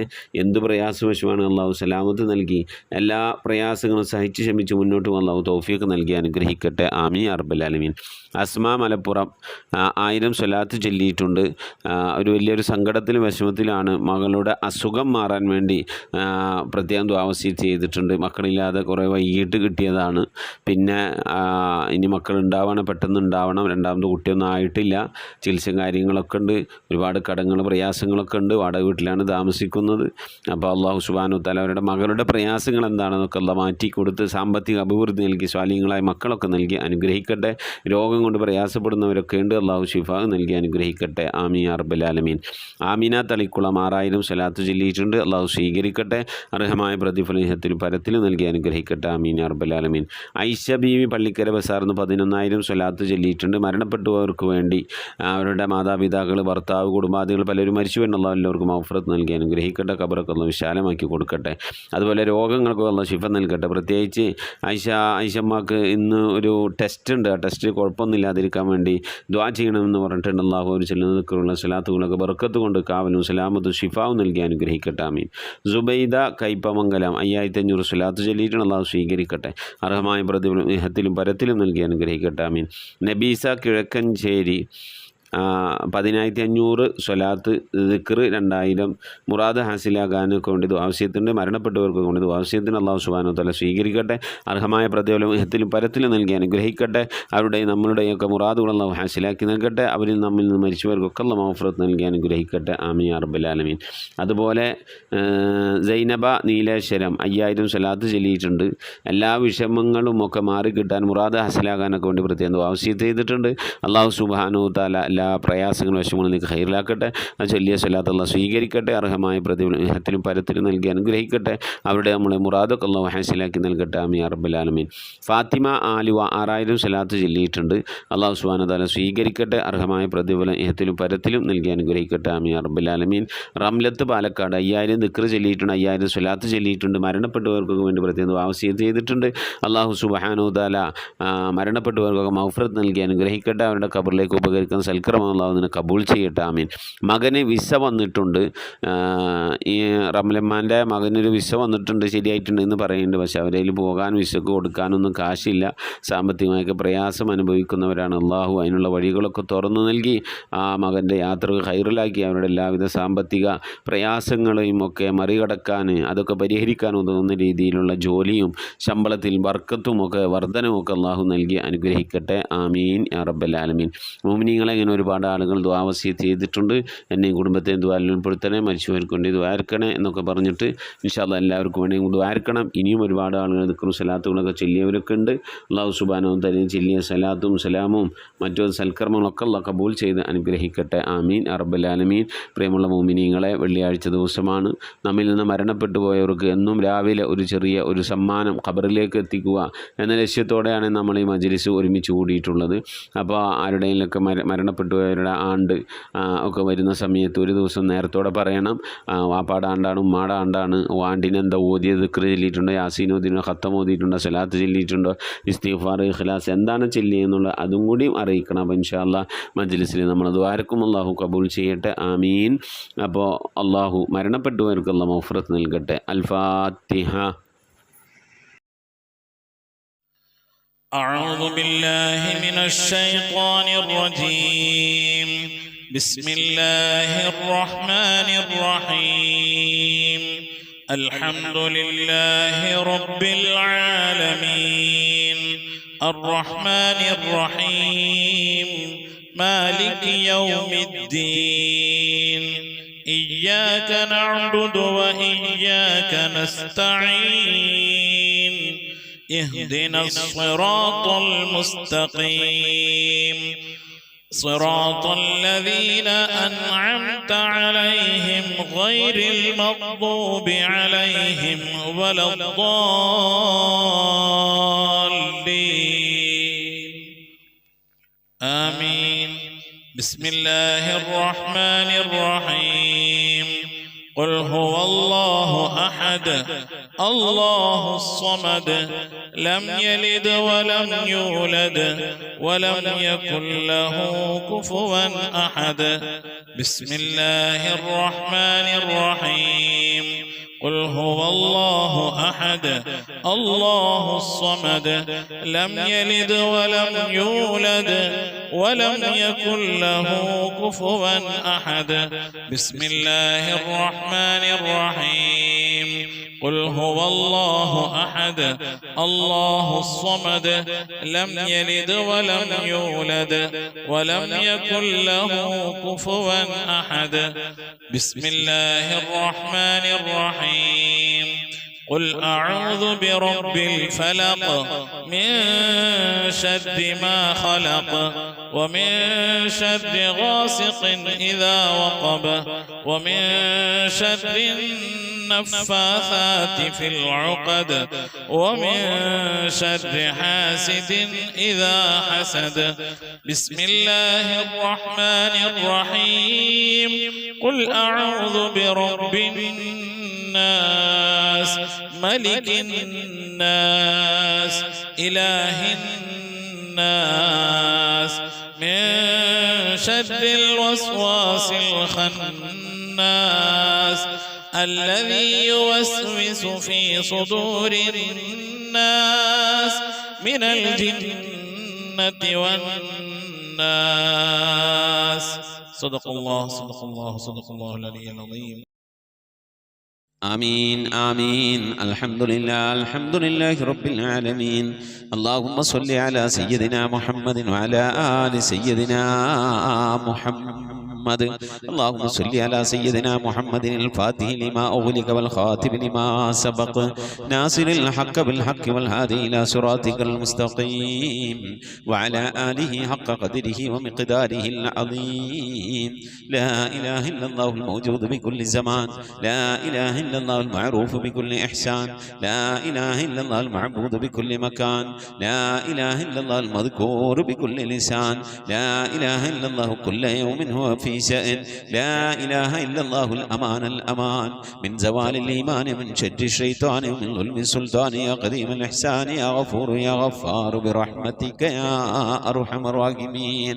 പടച്ചവനെ ലോകരക്ഷിതാവേ അർഹമുറാഹിമായ അല്ലാഹ് ഞങ്ങൾ ഓതിയതായ പരിശുദ്ധമായ ഖുർആൻ ശരീഫിനെ നീ സ്വീകരിക്കണേ അല്ലാഹ് റബ്ബേ ഞങ്ങൾ ചൊല്ലിയതായ സ്വലാത്തുകളെ ദിക്റുകളെ നീ സ്വീകരിക്കണേ അല്ലാഹ് റഹ്മാനായ റബ്ബേ ഞങ്ങൾ ഓതിയതായ അസ്മാഉൽ ഹുസ്ന നീ സ്വീകരിക്കണേ അല്ലാഹ് ഹബീബിന്റെ മദ്ഹ് ചൊല്ലിയത് നീ ഖബൂലാക്കണേ അല്ലാഹ് ഹബീബിന്റെ മേൽ ഞങ്ങൾ സലാം പറഞ്ഞത് നീ സ്വീകരിക്കണേ അല്ലാഹ് അല്ലാഹു ഇതൊക്കെ നാളെ ഞങ്ങളെ ഖബറിലേക്ക് ഉപകരിക്കുന്ന സൽക്കർമ്മമാക്കണേ അല്ലാഹ് റബ്ബേ വെള്ളിയാഴ്ച ദിവസം റബ്ബേ സുബ്ഹി നമസ്കാരത്തിന് ശേഷം നിന്റെ പരിശുദ്ധമായ കലാം നിവർത്തി വെച്ച് ഖുർആൻ ഓതി അൽ കഹ്ഫ് സൂറത്ത് ഓതി അല്ലാഹുവേ ദിക്ർ ചൊല്ലി സ്വലാത്ത് ചൊല്ലി നിന്റെ ഹബീബിന്റെ മദ്ഹ് പറഞ്ഞ് നിന്റെ ദർബാറിലേക്ക് കരങ്ങൾ ഉയർത്തുന്നു അല്ലാഹ് നീ ഞങ്ങളെ സ്വീകരിക്കണേ അല്ലാഹ് സംഭവിച്ചു പോയ സർവ്വാപരാധങ്ങൾ ഞങ്ങൾക്ക് നീ വിട്ടുപുറത്ത് മാപ്പാക്കി തരണേ അല്ലാഹ് ഞങ്ങളിവിടെ ചൊല്ലിയതിൻ്റെ ഓതിയതിൻ്റെ ഒരുമിച്ച് ഓടിയതിൻ്റെ കമിത്തിന് സവാബിന് ഹബീബായ പ്രവാചകൻ മുത്ത് മുഹമ്മദ് മുസ്തഫ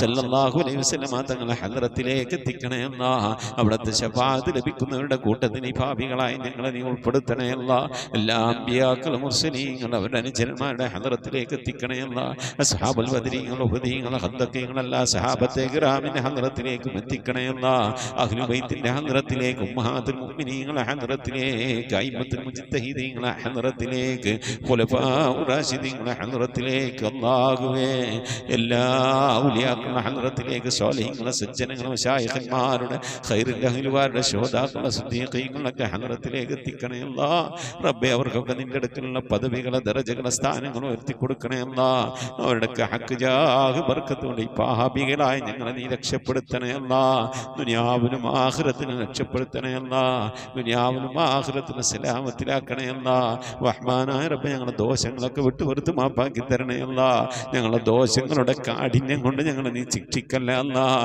ഞങ്ങളെ നീ പരീക്ഷിക്കല്ല അല്ലാഹ് മാരകമായ രോഗങ്ങൾ തന്ന് ഞങ്ങളെ നീ പരീക്ഷിക്കല്ല അല്ലാഹ് സാമ്പത്തിക മാനസികമായ പ്രയാസങ്ങൾ തന്ന് ഞങ്ങളെ നീ പരീക്ഷിക്കല്ല അല്ലാ. റഹ്മാനായ റബ്ബേ, അല്ലാഹുവേ, ദുനിയാവിൽ ഞങ്ങൾ സംഭവിച്ചു പോയതൊക്കെ നീ വിട്ടുപുറത്ത് മാപ്പാക്കണേ അല്ലാ.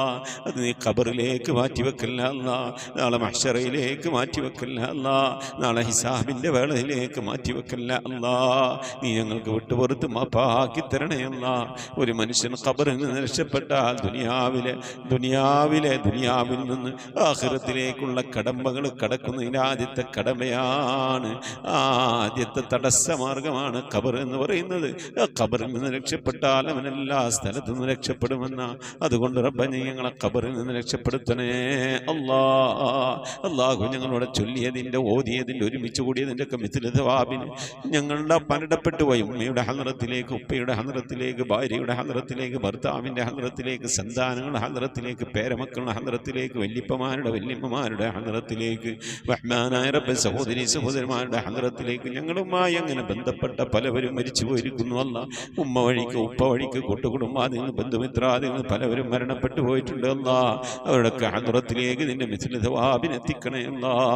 അവരൊക്കെ ഓർത്തുകൊണ്ട് ഞങ്ങൾ ഈ വെള്ളിയാഴ്ച ദിവസം ഒരുമിച്ച് കൂടി ചൊല്ലിയതിൻ്റെ, ഓതിയതിൻ്റെ ഒക്കെ മിഥില സവാബ് കണ്ടുകൊണ്ട് അവർക്ക് വേണ്ടി ദുആ ചെയ്ത് അവരുടെ ഖബറിലേക്ക് ഹദിയാക്കും. അതിൻ്റെ ഒക്കെ പ്രതിഫലം ഖബറിലേക്ക് എത്തുമ്പോൾ ഈ പ്രതിഫലമൊക്കെ കണ്ടുകൊണ്ട് ആ പ്രിയപ്പെട്ടവർക്ക് സന്തോഷിക്കാനുള്ള തൗഫീഖ് നൽകണേ അല്ലാ. നാളെ ഞങ്ങളുടെ ഖബറിലേക്കുള്ള സന്തോഷമാക്കണേ അല്ലാ. ഞങ്ങളെ ചൊല്ലിയതിന്, ഒരുമിച്ച് കൂട്ടിയതിനൊക്കെ റഹ്മാനായ റബ്ബേ, നിന്റെ മഹദഫ്ള് കൊണ്ട് അല്ലാ ഞങ്ങൾ മരണപ്പെട്ടു പോയല്ലോ ഖബർ നീ സന്തോഷത്തിലാക്കി കൊടുക്കണേ അല്ലാ. കണ്ണെത്താ ദൂരത്തേക്ക് ഖബർ നീ വിശാലമാക്കി കൊടുക്കണേ അല്ലാ. എന്തെങ്കിലും വിധ പ്രയാസങ്ങൾ, വിഷമങ്ങൾ ഖബറിൽ അനുഭവിക്കുന്നുവെങ്കിൽ പ്രിയപ്പെട്ടവർക്ക് നീ സലാമത്ത് നൽകണേ അല്ലാ. നിന്റെ കൃപയുടെ, കാരുണ്യത്തിൻ്റെ, വിട്ടുവീഴ്ചയുടെ, മഗ്ഫിറത്തിൻ്റെ കവാടങ്ങൾ അവർ ഖബറിലേക്ക് തുറന്നെടുത്തുകൊണ്ട് അവിടെ നീ സന്തോഷത്തിലാക്കണേ അല്ലാ. റഹ്മാനായ റബ്ബേ, അല്ലാഹുവേ, ഈ മഹത്തായ മജ്ലിസിൽ ദുആ കൊണ്ട് വസിയത്ത് ചെയ്തും എൻ്റെ പ്രിയപ്പെട്ട ഉപ്പമാർ, ഉമ്മമാർ, സഹോദരന്മാർ എല്ലാവരെയും മുറാദുകളെ ഹസിലാക്കണേ അല്ലാ. സങ്കടങ്ങൾ, പ്രയാസങ്ങൾ, വിഷമങ്ങൾ, ബുദ്ധിമുട്ടുകൾ, മശക്കത്തുകളൊക്കെ നീക്കി കൊടുക്കണേ അല്ലാ. രോഗശമനത്തിനായി ദുആ വസിയത്ത് ചെയ്തവരുണ്ട് റബ്ബേ, നീ ശിഫാ നൽകണേ അല്ലാ. പലതരത്തിലുള്ള അസുഖം കൊണ്ട് പ്രയാസപ്പെടുന്നവരുണ്ട്, മാനസിക രോഗങ്ങൾ കൊണ്ട് വിഷമിക്കുന്നവരുണ്ട്, ശാരീരിക രോഗങ്ങൾ കൊണ്ട് പ്രയാസപ്പെടുന്നവരുണ്ട്, സാമ്പത്തിക പ്രതിസന്ധികൾ കൊണ്ട് ബുദ്ധിമുട്ടുന്നവരുണ്ട്. എല്ലാ പ്രയാസങ്ങളിലും പ്രതിസന്ധികളും ഞങ്ങൾ നീ കാക്കണേ അല്ലാ. ഓപ്പറേറ്റീവ് ചെയ്യേണ്ട രോഗം കൊണ്ട് പ്രയാസപ്പെടുന്നവരുണ്ട്. റഹ്മാനായ റബ്ബേ, വാർദ്ധക്യ സഹജമായ രോഗം കൊണ്ട് വിഷമിക്കുന്നവരുണ്ട്, ആശുപത്രിയിൽ അഡ്മിറ്റായ രോഗികളുണ്ട്, ആശുപത്രികളിൽ നിന്ന് മടക്കിയ രോഗികളുണ്ട്. അല്ലാഹു എല്ലാവർക്കും ശിഫ നൽകുന്നവനെയാണല്ല അല്ലാ. രോഗങ്ങൾക്ക് നീ ശിഫ നൽകണേ അല്ലാ. ആഫിയത്തുള്ള ദീർഘായുസ് നൽകി അനുഗ്രഹിക്കണേ അല്ലാ. റഹ്മാനായ റബ്ബേ, ക്യാൻസർ, ട്യൂമർ പോലത്തെ രോഗങ്ങൾ, പകർച്ചവ്യാധികളൊക്കെ കാക്കണേ അല്ലാ. ക്യാൻസർ ബാധിച്ച് പ്രയാസപ്പെടുന്നവരുണ്ട് റബ്ബേ, പലവരും ദുആ വസിയത്ത് ചെയ്തിട്ടുണ്ട് അല്ലാ. അത്തരത്തിലുള്ള രോഗാണുക്കളിൽ നിന്നൊക്കെ ഞങ്ങളെ നീ കാക്കണേ അല്ലാ. തൈറോയിഡ് കൊണ്ട് പ്രയാസപ്പെടുന്നവരുണ്ട് റബ്ബേ, വയറ്റിൽ മുഴ കൊണ്ട് പ്രയാസപ്പെടുന്നവരുണ്ട്, ശരീരത്തിന് ഉദപാന തടിപ്പ് കൊണ്ട് പ്രയാസപ്പെടുന്നവരുണ്ട്. ബേജാറിലാണ് റബ്ബേ, ഞങ്ങളിൽ പലവരും പ്രയാസത്തിലാണ്, വിഷമത്തിലാണ്. ക്യാൻസർ എന്ന മഹാമാരിയെ തൊട്ട് കാക്കണേ അല്ലാ. ഞങ്ങളറിയാതെ ഞങ്ങളുടെ ശരീരത്തിലെങ്ങാനും അത്തരത്തിലുള്ള രോഗങ്ങളുണ്ടെങ്കിൽ എല്ലാം അറിയുന്ന റബ്ബേ, ഞങ്ങൾ അറിയുന്നതിന് മുമ്പ് അതിന് നീ ശിഫാ നൽകി അനുഗ്രഹിക്കണേ അല്ലാ. റഹ്മാനായ റബ്ബേ, അല്ലാഹുവേ, ദിക്ർ ചൊല്ലിയവരുണ്ട്, സ്വലാത്ത് ചൊല്ലിയവരുണ്ട്, ഖുർആൻ ഓതിയവരുണ്ട്, ഖതം ഓതുന്നവരുണ്ട്. റഹ്മാനായ റബ്ബേ, മജ്ലിസിലേക്ക് ഹദിയ അയച്ചു തന്നവരുണ്ട്. എല്ലാവരെയും നീ കബൂലാക്കണേ അല്ലാ, നീ സ്വീകരിക്കണേ അല്ലാ. ഖുർആന്റെ അഹലുകാരെ ഞങ്ങളെ നീ ഉൾപ്പെടുത്തണേ അല്ലാ. റഹ്മാനായ റബ്ബേ, ഖുർആൻ നെഞ്ചോട് ചേർത്ത് പിടിക്കാൻ നീ തൗഫീഖ് നൽകണേ അല്ലാ. ദുആ കൊണ്ട് വസിയത്ത് ചെയ്ത പ്രിയപ്പെട്ട എല്ലാവരെയും നീ കബൂലാക്കണേ അല്ലാ. ഈ മജ്ലിസിന്റെ ലിങ്കുകൾ മറ്റുള്ളവരിലേക്ക് അയച്ചു കൊടുത്തുകൊണ്ട് പരിശുദ്ധ ഖുർആന്റെ തീരത്തേക്ക് ആളുകളെ ക്ഷണിക്കുന്നവരുണ്ട് റബ്ബേ. അതുപോലെ ഓരോ ആഴ്ചയും ദിക്റുകൾ ചൊല്ലി, സ്വലാത്തുകൾ ചൊല്ലി എണ്ണി രേഖപ്പെടുത്തി വെച്ചുകൊണ്ട് വെള്ളിയാഴ്ചത്തെ മജ്ലിസിൽ ദുആ ചെയ്യാൻ വേണ്ടി വ്യാഴാഴ്ച ഇശാ ആകുമ്പോഴേക്കും വാട്സപ്പിലൂടെ അയച്ചുകൊണ്ട് ദുആ വസിയത്ത് ചെയ്യുന്ന എൻ്റെ പ്രിയപ്പെട്ട ഉപ്പമാർ, ഉമ്മമാർ, വല്യപ്പമാർ, വല്യമ്മമാർ, സഹോദരന്മാർ എല്ലാവരെയും നീ കബൂലാക്കണേ അല്ലാ. റഹ്മാനായ റബ്ബേ, ദുആ കൊണ്ട് വസിയത്ത് ചെയ്ത എൻ്റെ പ്രിയപ്പെട്ടവർ പലവരും കടം കൊണ്ട് വിഷമിക്കുന്നവരാണ്, നീ സലാമത്ത് നൽകണേ അല്ലാ. മക്കളില്ലാതെ സങ്കടപ്പെടുന്നവരുടെ സ്വാലിഹ്യങ്ങളായ മക്കളെ നൽകണേ അല്ലാ. മക്കളുടെ വിവാഹം നടക്കാതെ വിഷമിച്ചിരിക്കുന്നവരുടെ ഖൈറായണകളെ നൽകണേ അല്ലാ. റഹ്മാനായ റബ്ബേ, വിവാഹം ഉറപ്പിച്ച മക്കളൊക്കെ ഉണ്ട് അല്ലാ, നല്ല നിലക്ക് കെട്ടിച്ചേക്കാനുള്ള തൗഫീഖ് നൽകണേ അല്ലാ. അതിനുള്ള സാമ്പത്തിക അഭിവൃദ്ധി നൽകണേ അല്ലാ. റബ്ബേ ഞങ്ങളെ മൈശത്തിന്റെ മേഖലയിലൊക്കെ ബർക്കത്ത് നൽകണേ അല്ലാ. ഞങ്ങളുടെ ജോലികളിൽ ബിസിനസ്സുകൾ കച്ചവടങ്ങളിലൊക്കെ നീ ബർക്കത്ത് നൽകണേ അല്ലാ. ബർക്കത്തുള്ള സമ്പത്ത് നൽകണേ അല്ലാ. ധാരാളം സദഖ കൊടുക്കാനും സക്കാത്തൊക്കെ കൊടുക്കാനും ഉതകുന്ന രീതിയിൽ സാമ്പത്തിക അഭിവൃദ്ധിയും അതൊക്കെ ചെയ്യാനുള്ള മനസ്സും തൗഫീഖൊക്കെ ഞങ്ങൾക്ക് നൽകണേ അല്ലാ. റഹ്മാനായ റബ്ബേ വാടക വീട്ടിൽ താമസിക്കുന്നവരുണ്ട്, സ്വന്തമായി മണ്ണില്ലാത്തവരുണ്ട്, സ്വന്തമായി വീടില്ലാത്തവരുണ്ട്. അല്ലാഹു ഇതൊന്നും നിനക്കൊരു പ്രശ്നമല്ലല്ല അല്ലാ. വീടില്ലാത്തവർക്ക് വീട് നൽകണേ അല്ലാ. വീട് പണി തുടങ്ങി വെച്ചവർക്ക് പൂർത്തിയാക്കി കൊടുക്കണേ അല്ലാ. ജോലിയില്ലാതെ പ്രയാസപ്പെടുന്നവരുണ്ട്, വിദേശത്തും സ്വദേശത്തും ഉണ്ട്, വിസ കിട്ടാതെ അക്കാമ കിട്ടാതെ ലൈസൻസ് കിട്ടാതെ ഒക്കെ പ്രയാസപ്പെടുന്നവർ അല്ലാഹു നീ സലാമത്തിലാക്കണേ അല്ലാ. ശത്രുതകളിൽ നിന്ന് സിഹ്റുമാരണങ്ങളിൽ നിന്ന് ശൈത്വാനിയത്തിന്റെ ജിന്നിഫിരീത്ത് റുഹാനിയത്തിന്റെ ഉപദ്രവങ്ങളിൽ നിന്നൊക്കെ കാക്കണേ അല്ലാ. മഖ്ബൂലും മബ്റൂറുമായ ഹജ്ജും ഉംറയും മർദിയായ സിയാറത്തൊക്കെ ചെയ്യാനുള്ള തൗഫീഖ് നൽകണേ അല്ലാ. ഹജ്ജ് ചെയ്യാതെ ഉംറ ചെയ്യാതെ പുന്നാര ഹബീബിന്റെ റൗള സിയാറത്ത് ചെയ്യാതെ ദുനിയാവിൽ നിന്ന് വിട പറയേണ്ട ഒരവസ്ഥയിലേക്ക് ഞങ്ങളെ നീ എത്തിക്കല്ല അല്ലാ. മരിക്കുന്നതിന്റെ മുമ്പ് ഹബീബായ പ്രവാചകൻ മുത്ത് മുഹമ്മദ് മുസ്തഫ സല്ലല്ലാഹു അലൈഹി വസല്ലം തങ്ങളുടെ പുന്നാര പൂമുഖം ഇങ്ങനെ ദർശിച്ചുകൊണ്ട് ദിക്ർ ചൊല്ലി സ്വർഗം കണ്ട് ലാ ഇലാഹ ഇല്ലല്ലാഹ് എന്ന് അല്ലാഹു ഉറക്കനെ ചൊല്ലിക്കൊണ്ടൊരു വെള്ളിയാഴ്ച രാവിലോ അല്ലാഹു ഇതുപോലെ ഒരു വെള്ളിയാഴ്ച പകലിലോ ഈ ദുനിയാവിൽ നിന്ന് വിട പറയാൻ ഞങ്ങൾക്ക് തൗഫീഖ് നൽകണേ അല്ലാ. ഞങ്ങളെ സക്രാത്ത് എളുപ്പമാക്കി തരണേ അല്ലാ. മരണം നന്നാക്കി തരണേ അല്ലാ.